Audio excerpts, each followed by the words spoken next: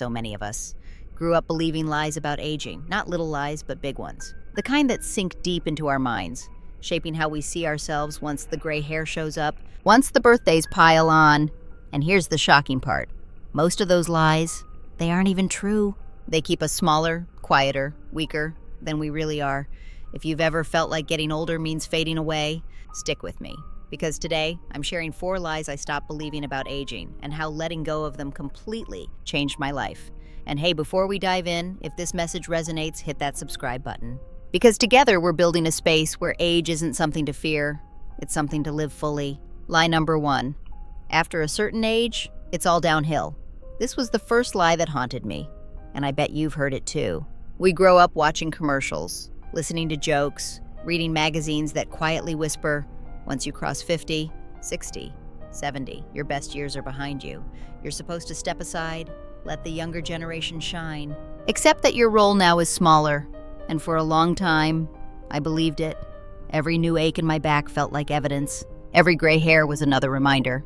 I caught myself saying things like, well, I'm not as young as I used to be, almost as an excuse to stop trying new things. But one day I asked myself, who decided that life only goes one way? Because when I looked closer, I started noticing something powerful. The people who refused that story were thriving. A man in his 70s launched a small bakery in my town, something he had dreamed about for decades. A friend in her mid-60s joined a hiking group and climbed trails she had never dared attempt in her 20s. And every time I saw them, I felt a spark of truth. Downhill is only a direction if we choose it. The real danger isn't the number of candles on a cake.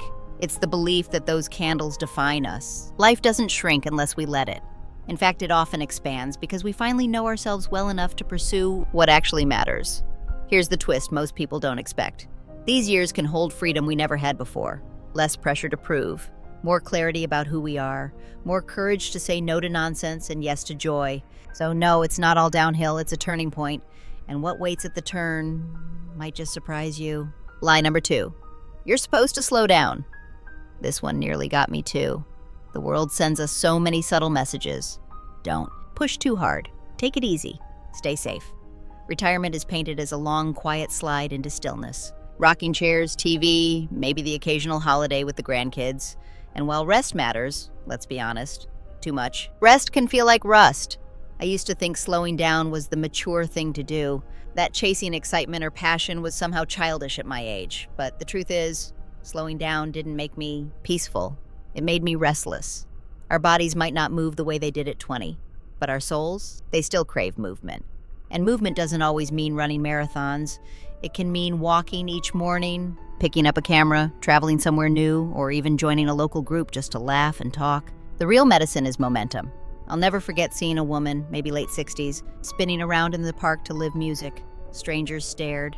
Some smiled. Some shook their heads. But she didn't care. She was moving in a way that kept her spirit awake. That moment stuck with me because it broke the script. It said, this is what it means to stay alive, not just exist. And let's be real, society would love for older adults to step quietly aside, but the world still needs our voices, our presence, our energy.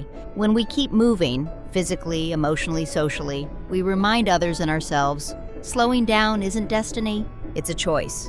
And it's not the only one. Lie number 3. By now you should have it all figured out. This one hurt the most, because I carried it for years.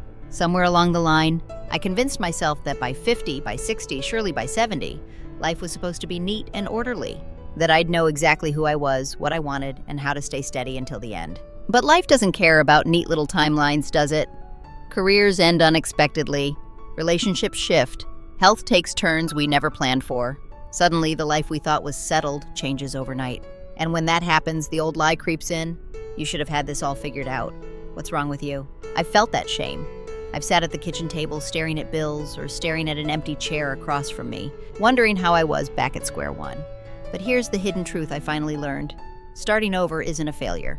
It's proof that we're still alive, that we're still learning, that we're still growing. Think about it.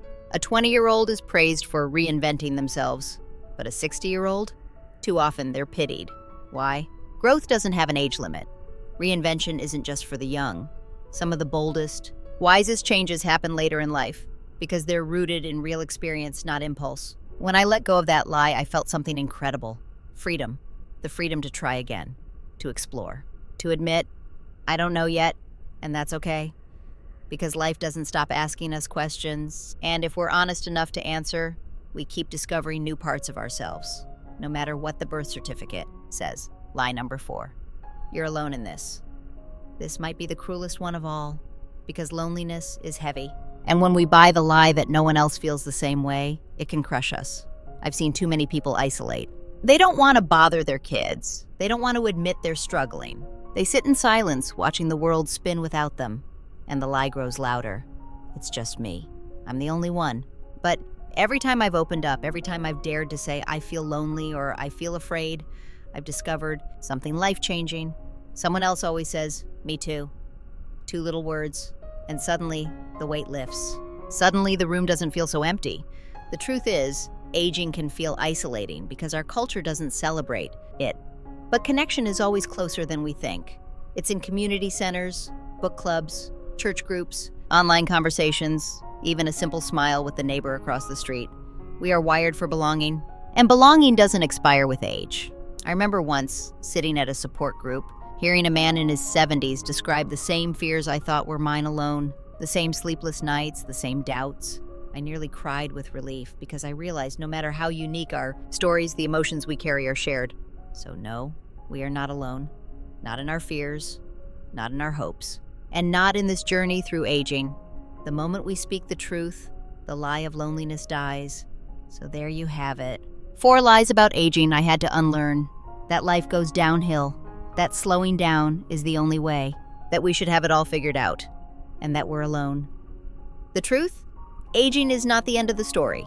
It's a new chapter, one we get to write with honesty, courage, and joy. So if any of this spoke to you, don't just listen and move on. Share this with someone who needs to hear it. Leave a comment, because your story matters too. And subscribe, because this is just the beginning of a bigger conversation we need to have together. After all, we're not done yet.